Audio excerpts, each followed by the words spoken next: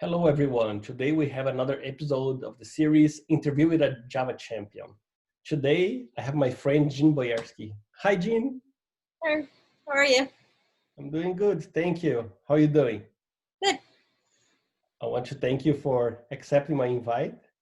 I'm very glad to have you. You have a nice career. I think you're very respectful in the Java Champion world. So thank you very much for taking the time to record with me. So my first question for you, how long have you been working with Java and how did it started? I've gotten paid to work with Java for 18 years, but the first time I wrote a line of Java code was in high school. I took Advanced Placement Pascal and C++ in high school. In college, I was going to use Java as the language, but you could take a challenge test and place out of Intro to Java. I didn't know any Java. All right, well, fine. I read a little bit from the library. I had not written a line of code on the computer when I took the test, but I took the test. I either passed the test or the professor lost the test, one of the two. But I was allowed to skip Intro to Java. And then that summer, I actually learned Java and played with it on the computer. When I interned, my first internship was in C++, and my second one is in Java. I've been using Java professionally since then. It's nice, Pascal. I think it was my first language that I saw was Pascal as well. It was interesting. So, Jim, you're involved with a lot of things, right?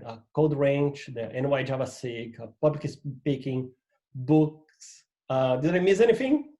Yes, I volunteer with the high school robotics team, teaching them how to program and do project management. That's amazing. That's amazing. So, what do you like about Code Ranch? I like about Code Ranch that it was my first sense of community in the Java ecosystem. I got to meet people that were outside New York. And I stayed with it because I got to keep helping people. I got to help people who are new to the language, people who are experienced in the language and had different problems. Okay. But what I really like about Code Ranch is the culture. I've had a lot of trouble getting into Stack Overflow because there's a lot of rules and they don't appear to be documented anywhere. So you do something and then you've done something wrong and you have a bunch of downvotes and nobody has ever told you what you did wrong. Code Ranch holds your hand more. It's like, okay, first of all, we're going to work with you. And if you do something, someone's going to tell you what it is so you don't do that thing again. That feels a lot more welcoming to me and a lot more of a sense of community.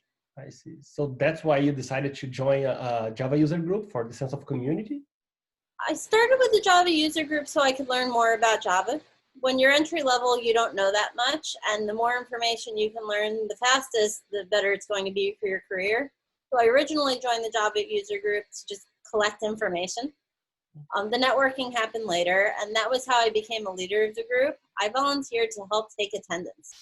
And then somehow my name was on the group of people who led the group and I started getting more to do and more opportunities, but I never actually volunteered. I volunteered to take attendance. Nice. So when did that happen? When did you join the NY Java SIG? I don't remember. Probably 2005, 2006. Oh, for a long time. A long time. Okay, that's great. So what came first, your book or public speaking? I'm going to say both. At Code Ranch, we had the opportunity to speak at the last Java server-side symposium as moderators, but I didn't get selected for that based on my abilities. I got the opportunity to do that because I was a Code Ranch moderator, and I was terrible, but I gave a talk. I didn't get to do any talks on my own merit until around the time I had written the book, so I would say the book came first, even though I did speak once before that. Okay. And do you still remember which was your first talk?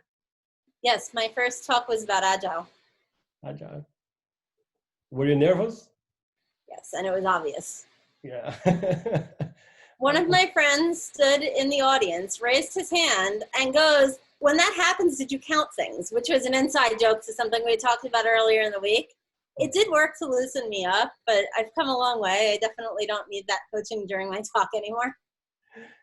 So that kind of answered my next question. But I was going to ask, because today when we see you on stage, on public speaking, you're very calm, you're very natural. Looks like you're having a tea with your friends. I was going to ask, it was always like that? Yeah, it was definitely not always like that. I had the experience of not speaking well at the server-side Java Symposium. Also, I was the last session of the day and they lost my feedback sheets, which made me even more nervous. He's like, was I so terrible? They can't even tell me how bad it was. I joined Toastmasters about 11 years ago, and then I started doing deliberate practice around speaking, which definitely enhanced my skills. It also got me more comfortable with what I call micro skills. In Toastmasters, a speech is 5 to 7 minutes, which means you're very comfortable with how much content you need to fill 5 to 7 minutes. Yeah. That's something that helps when you're giving a 40-minute talk, because you can think of it as smaller talks and know what to expect. I see. That's a very interesting approach. I also get to experiment on my fellow club members at Toastmasters and see what works without the pressure of a conference. That's nice. So, for those who are not familiar, you wrote quite a few books, right? Could you tell us about them? Yeah. There you go. Here. How many books did you write so far? I have written 5 books. All of them were about studying for Java certification exams. 5 books. Our most recent book went to print very recently. In fact, it started shipping on Amazon within the last week or two, which is part 2 of the new Java 11 certification exam. Okay. We're now writing a practice exam book for that exam as well, and then we will be done with our Java 11 certification materials. Okay, so 5. Me being Scott Selikoff and myself. Okay, so 5. You have 2 for the Java 11 certification? Right, and 3 for Java 8. 3 for Java 8. Okay. Yeah. It's always one of the bestseller books on certification when people are studying. Mm-hmm. Congratulations for you and Scott, right? Scott, right? Amazing. Why did you decide to write a book? It's a lot of work. Everybody that writes a book says it's a lot of work. It's a lot of work. It's you're not going to be rewarded enough. It's a lot of work. So why did you choose to write not 1, but you're going to the 6th book? Yeah. Why? Well, first of all, I knew it was a lot of work. That was why it took me so long to write a book. I edited a bunch of other people's books. I contributed a little bit to someone else's book. I contributed more to someone else's book. I really dipped my toe in to know what I was getting into by the time I wrote my own. I had a couple of opportunities to write a book before this one, and I said no because I wasn't ready yet. And then I had 2 opportunities at the same time. This was one of them, and the other was updating someone else's book. But I'm a developer, and you always choose the greenfield project, right? Right. So I chose this book. You don't get rewarded enough financially to do it. If you count up how much you earn per hour, it's probably pretty close to minimum wage. But look at all of the activities you listed that I do for free, right? There's the Code Ranch, the Toastmasters, the SIG, the robotics team. I don't get paid for any of those things, and I do them. I'm getting rewarded through people learning and enjoying the teaching. You're able to teach a lot more people through a book than you are through anything else you do, right? There's more people who are reading the book than there are in a session in a conference. There's more people that I'm helping on Code Ranch. It's letting me help people in a very structured way, and that is rewarding, whether you're getting paid financially or not. Mm-hmm. I think it was worth financially doing the book, but if my goal was to acquire more money, I would have been better served doing something else. I see. All right. Let's talk about some more recent things. So 2019 was a great year for you, right? So you were managing the Java track at InfoQ New York, if I'm not wrong, right? So it's a big event, and you were managing the track, so that's huge. And also something very special happened on stage, right? Mm-hmm. What happened? I became a Java champion. That's amazing. How did you receive the news? How was it? I received the news a few days earlier over email so that I wouldn't be surprised on stage, which I appreciate. That was a point of contention. Some people thought it'd be better if I was surprised. Some people didn't. I am very thankful that I was not surprised, because immediately after they announced it, I had to do my track announcement.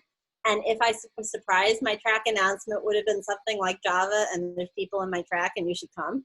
Right? I don't think I would have remembered anything I intended to say. So I very much appreciate not being surprised on stage. Nice.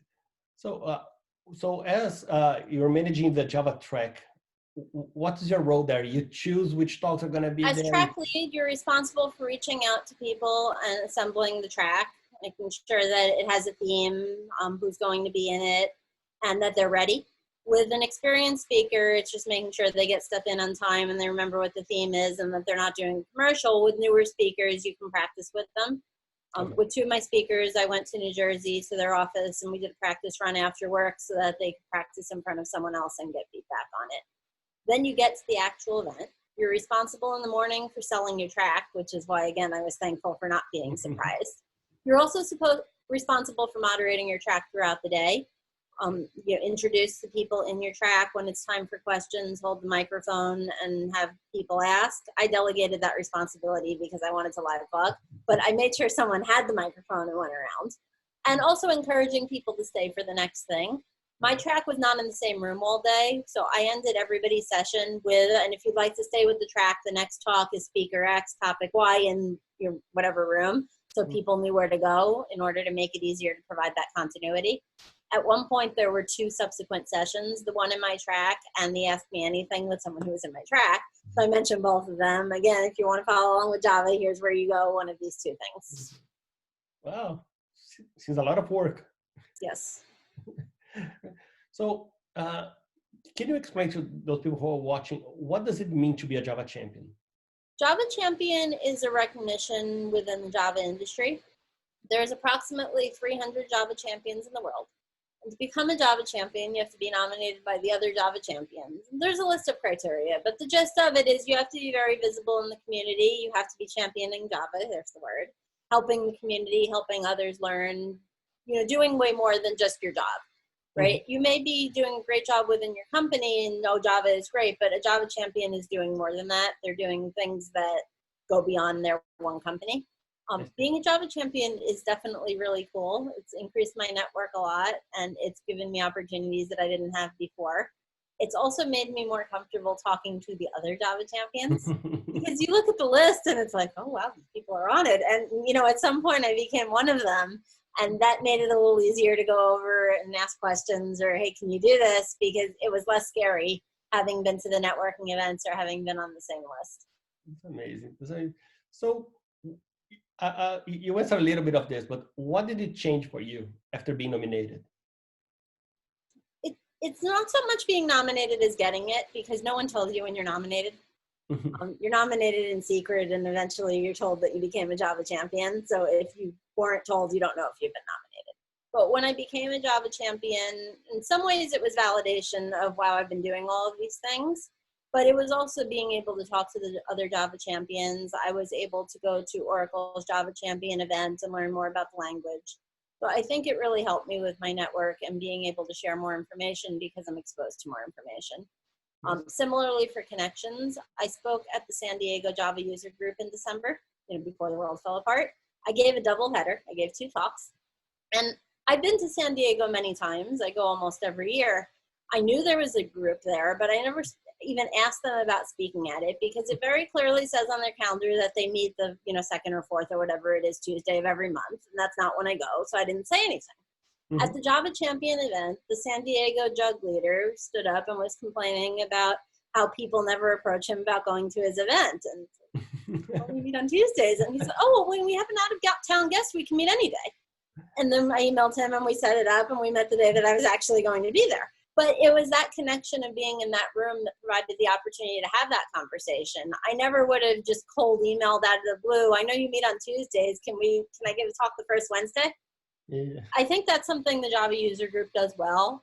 When we met in person, we met all sorts of different days. So, there might have been a rough schedule, but we didn't keep to it, which made us more approachable because no one looking at the dates that we met would think that, oh, I can't approach them because they always meet on whatever, right? There were just always so many exceptions that it's like, oh, you meet when you have a speaker. And that let us have people who are passing through New York City speak.